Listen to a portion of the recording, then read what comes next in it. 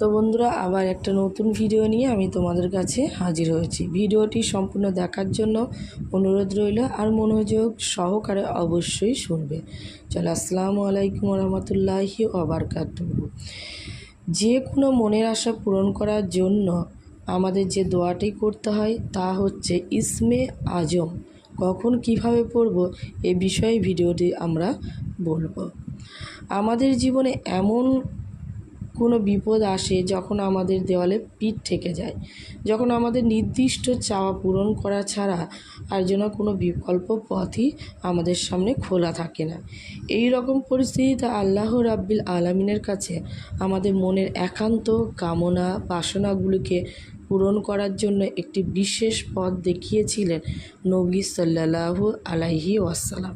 সেটি হলো ইসমে আজম।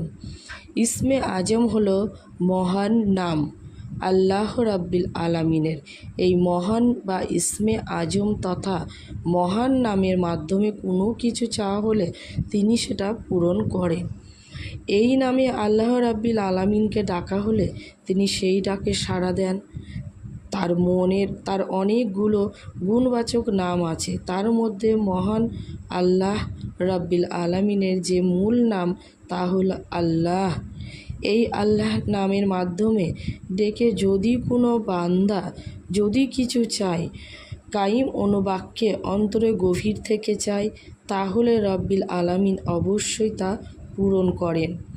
এর জন্য কোনো কিছু চাওয়ার আগে আল্লাহ বলে ডেকে আস্থা থেকে ভরসা করে কাইম অনুবাক্যে ধীরতার সাথে যদি একান্ত কেউ দোয়া করেন, তাহলে আল্লাহ রাব্বিল আলামিন তা ফিরিয়ে দেন না, আমাদের দোয়াটা সম্পূর্ণভাবে কবুল করেন।